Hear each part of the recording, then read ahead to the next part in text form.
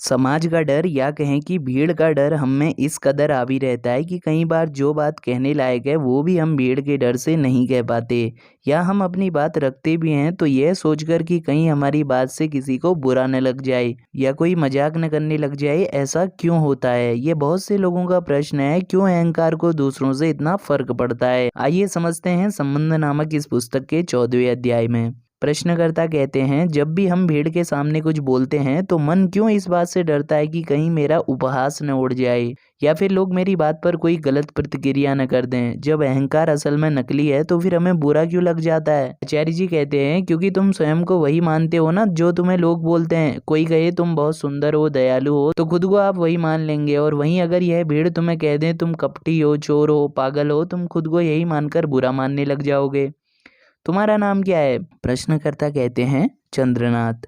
आचार्य जी कहते हैं, अभी ये भीड़ तुम्हें कह दें चंद्रनाथ हमारा नाथ, तो तुम खुशी से झूम उठोगे, और वहीं अगर ये भीड़ कह दे तुम्हें चंद्रनाथ महाअनाथ, तो तुम बेहद दुखी हो जाओगे। तो तुम्हारी छवि किस पर निर्भर है, लोगों पर? प्रश्नकर्ता कहते हैं, तो सर क्या लोगों से कोई संबंध ही ना रखें? आचार्य जी कहते हैं, अभी ये जो हमारी तुमसे बातचीत हो रही है ना हमारा और तुम्हारा संबंध? क्या ये संबंध इसलिए है क्योंकि तुम यहाँ बैठकर मेरी छवि तय करोगे? संबंधों का कोई दूसरा आधार भी हो सकता है ना? फिर प्रश्नकर्ता कहते हैं, सर अगर लोग हमारे इस संबंध को समझे ही ना तो? आचार्य जी कहते हैं, मैं कुछ बात कह रहा हूँ आपको समझ नहीं आ रही है, तो इसमें मैं क्या करूँ? मेरा काम है जो मैं कर रहा हूँ। ये थोड़ी है कि सभी को बात समझ आ ही गई होगी, पर अगर मैं ये सोच के काम करूँ कि मेरी सही बातें लोग समझेंगे तभी ये काम करना सार्थक है, तो फिर हो गया मेरा काम। प्रश्नकर्ता कहते हैं, पर सर फिर भी प्रतिक्रिया की उम्मीद तो रहती है ना? अगर आपकी बात हमें समझ नहीं आ रही है तो फिर आपके तो समय की बर्बादी हो गई ना?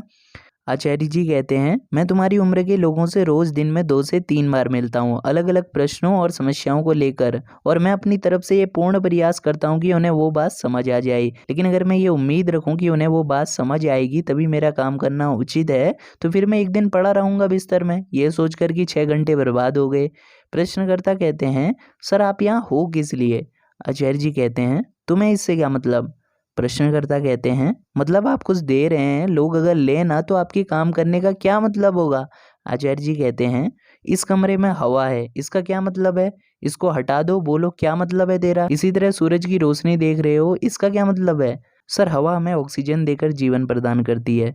आचार्य जी कहते हैं, तुम्हें लगता है ये हवा तय करती है कि तुम्हें जीवन प्रदान करे? अभी तुम मर जाओ, ये पूरी दुनिया नष्ट हो जाए, हवा को रत्ती भर फर्क नहीं पड़ेगा, और हवा लोगों को नहीं मिलेगी, इसमें हवा का क्या जाता है? हवा तो अपना काम कर रही है बस। कुल मिलाकर कुछ बातों का कोई मतलब नहीं होता, आप बेवजह मतलब खोज रहे हैं। हवा और सूरज की भांति मेरा भी यहाँ होने का कोई मतलब हो, ये जरूरी नहीं है, निरुद्देश्य। तो साथियों, इस वार्ता के साथ यह लेख समाप्त होता है। अगर आप इस संपूर्ण अध्याय को घर बैठे पढ़ना चाहते हैं तो अमेज़न से आप यह पुस्तक ऑर्डर कर सकते हैं। अगर इस वीडियो को देखकर आपको अपने जीवन में बोध प्राप्त हुआ है तो इस वीडियो को शेयर करना बिल्कुल मत भूलिएगा।